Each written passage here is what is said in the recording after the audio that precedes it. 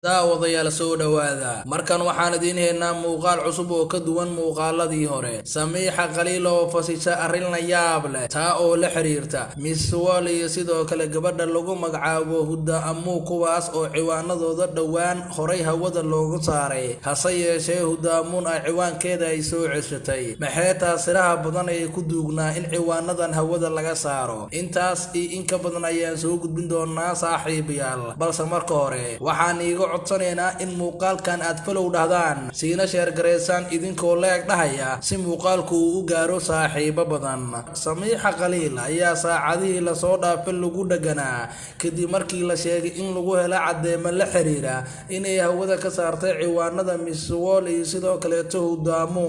waxaana lagu soo eedeeyay in labadaas ciwaan ay ka shaqeysay gabadhan in hawada iyadoo ay ka saartay si kastaba haatee samiixa qaliil ayaa soo waxa ayna ka hadashay arrimaha la xiriira Miss Wall iyo sidoo kale Huda Amu kuwaas oo aad la socotaan in ciwaanadooda goor sii horreysay hawada lagu cunay saacadihii la soo dhaafay waxa baraha bulshada aad u haysta warka sheegaya in Huda Amu iyo sidoo kale Miss Wall ciwaanadooda la jabsaday iyadoo la laa cidii ka dambeysay in labadaas ciwaan hawada lagu jabsado hagaag gabadhan lagu magacaabo samiixa qaliil waxa ay sheegtay in waxa lagu eedeynayo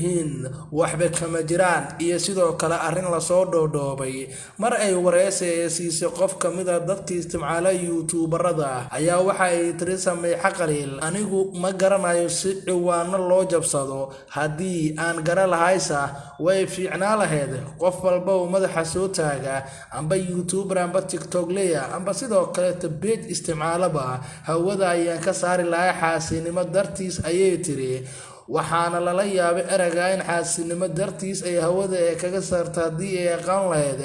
in sidii ciwaanada loo saaro waa sidii hadalka u dhigtay teeda kale waxa ay soo bandhigtay ciwaanka Miss Wall iyadoona ku eedeysay Miss Wall ciwaankeeda in aan la report gareyn laakiin uu yahay basic kaas oo ay ku sameysay shirkadda TikTok qoraal ay soo bandhigtay ayaa muujinayay in Miss Wall ciwaankeeda report la dhin hase yeeshee la haysta kaliya waxa ayna sheegtay in qalad ayaga xaggooda ka yimid lagu haysto iyadoo sheegtay in shirkadda TikTok ay dhibka geysatay iyadoo aysan waxba ka ogeyn Miss Wall lama report gareyn mana jirto cid report gareyn karta hal qof ma report gareyn karo saddex qofna ma report gareyn karto hase yeeshee Miss Wall waxa ciwaankeeda ku dhigan shirkadda TikTok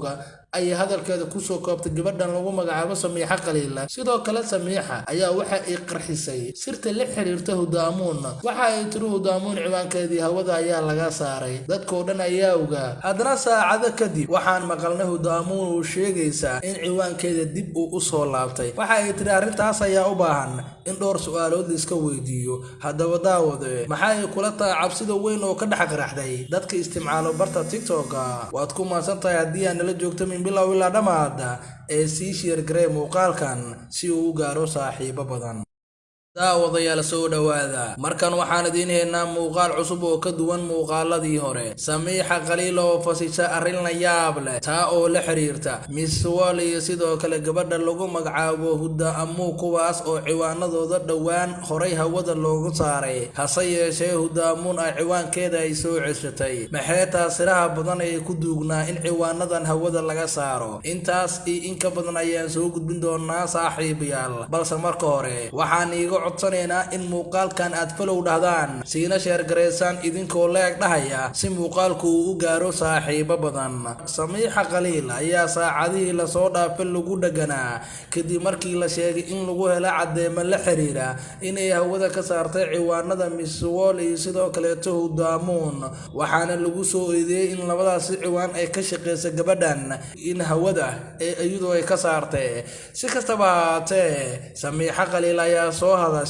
waxa ayna ka hadashay arrimaha la xiriira Miss Wall iyo sidoo kale Huda Amu kuwaas oo aad la socotaan in ciwaanadooda goor sii horreysay hawada lagu cunay saacadihii la soo dhaafay waxa baraha bulshada aad u haysta warka sheegaya in Huda Amu iyo sidoo kale Miss Wall ciwaanadooda la jabsaday iyadoo la laa cidii ka dambeysay in labadaas ciwaan hawada lagu jabsado hagaag gabadhan lagu magacaabo samiixa qaliil waxa ay sheegtay in waxa lagu eedeynayo yihiin waxba kama jiraan iyo sidoo kale arrin lasoo dhoodhoobay mar ay wareysi siisay qof ka mid a dadkii isticmaala youtuberada ayaa waxa ay tiri Samiixa Khaliil anigu ma garanayo si ciwaano loo jabsado haddii aan gara lahaysa way fiicnaa lahayd qof walba oo madaxa soo taaga amba youtuber amba tiktok leya amba sidoo kale page isticmaalaba hawada ayaan ka saari lahaa xaasinimo dartiis ayay tiri waxaana lala yaabay erayga in xaasinimo dartiis ay hawada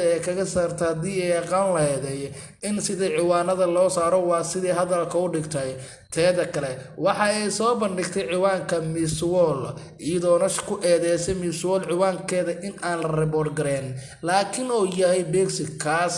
oo ay ku sameysay shirkadda TikTok qoraal ay soo bandhigtay ayaa muujinayay in Miss World ciwaankeeda aan report la dhin hase yeeshee la haysta kaliya waxa ayna sheegtay in qalad ayaga xaggooda ka yimid lagu haysto iyadoo sheegtay in shirkadda TikTok ay dhibka geysatay iyadoosa aysan waxba ka ogeyn Miss World lama report gareyn mana jirto cid report gareyn karta hal qof ma report gareyn karo saddex qofna ma report gareyn karto hase yeeshee Miss World waxa ciwaankeeda ku dhigan shirkadda TikTok ay hadalkeeda ku soo koobtay gabadhan lagu magacaabo Samiixa Khaliil sidoo kale Samiixa ayaa waxa ay qarxisay sirta la xiriirta Hudaamuun waxa ay tiri Hudaamuun ciwaankeedii hawada ayaa laga saaray dadkoo dhan ayaa ogaa haddana saacado kadib waxaan maqalnay Hudaamuun oo sheegaysa in ciwaankeeda dib u soo laabtay waxa ay tiri arrintaas ayaa u baahan in dhowr su'aalood la iska weydiiyo haddaba daawade maxay kula tahay cabsida weyn oo ka dhex qaraxday dadka isticmaalo barta TikTok waad ku maasantahay haddii aan la joogto bilow ilaa dhamaada ee sii share garee muuqaalkan si uu u gaaro saaxiibo badan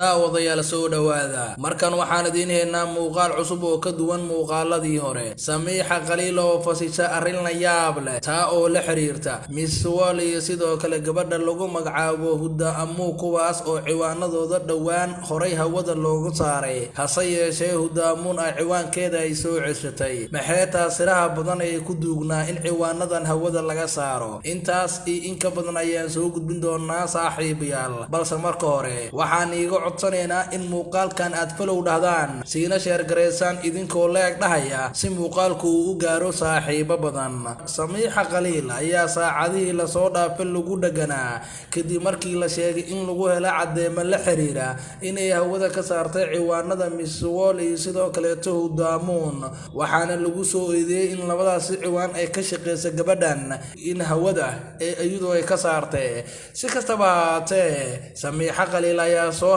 waxa ayna ka hadashay arrimaha la xiriira Miss World iyo sidoo kale Hudaamuun kuwaas oo aad la socotaan in ciwaanadooda goor sii horreysay hawada lagu cunay saacadihii la soo dhaafay waxa baraha bulshada aad u haysta warka sheegaya in Hudaamuun iyo sidoo kale Miss World ciwaanadooda la jabsaday iyadoo la laa cidii ka dambeysay in labadaas ciwaan hawada lagu jabsado hagaag gabadhan lagu magacaabo Samiixa Khaliil waxa ay sheegtay in waxa lagu eedeynayo yihiin waxba kama jiraan iyo sidoo kale arrin lasoo dhoodhoobay mar ay wareysi siisay qof ka mid a dadkii isticmaala youtuberada ayaa waxa ay tiri Samiixa Khaliil anigu ma garanayo si ciwaano loo jabsado haddii aan gara lahaysa way fiicnaa lahayd qof walba oo madaxa soo taaga amba youtuber amba tiktok leya amba sidoo kale page isticmaalaba hawada ayaan ka saari lahaa xaasinimo dartiis ayay tiri waxaana lala yaabay erayga in xaasinimo dartiis ay hawada kaga saarto haddii ay aqaan lahayd in sidii ciwaanada loo saaro waa sidii hadalka u dhigtay teeda kale waxa ay soo bandhigtay ciwaanka Miss World iyadoona ku eedeysay Miss World ciwaankeeda in aan la report gareyn laakiin uu yahay basic kaas oo ay ku sameysay shirkadda TikTok qoraal ay soo bandhigtay ayaa muujinayay in Miss World ciwaankeeda aan report la dhin hase yeeshee la haysta kaliya waxa ayna sheegtay in qalad ayaga xaggooda ka yimid lagu haysto iyadoo sheegtay in shirkadda TikTok ay dhibka geysatay iyadoosa aysan waxba ka ogeyn Miss World lama report gareyn mana jirto cid report gareyn karta hal qof ma report gareyn karo saddex qofna ma report gareyn karto hase yeeshee Miss World waxaa ciwaankeeda ku dhigan shirkadda TikTok ay hadalkeeda kusoo koobtay gabadhan lagu magacaabo Samiixa Khaliil. sidoo kale Samiixa ayaa waxa ay qarxisay sirta la xiriirta Hudaamuun. waxa ay tiri Hudaamuun ciwaankeedii hawada ayaa laga saaray, dadkoo dhan ayaa ogaa. haddana saacado kadib waxaan maqalnay Hudaamuun uu sheegaysaa in ciwaankeeda dib uu u soo laabtay. waxa ay tiri arrintaas ayaa u baahan in dhowr su'aalood la iska weydiiyo. haddaba daawade, maxaa ay kula tahay cabsida weyn oo ka dhex qaraxday dadka isticmaalo barta TikTok? waad ku maasantahay haddii aan nala joogto bilow ilaa dhamaad ee sii share garee muuqaalkan si uu u gaaro saaxiibo badan.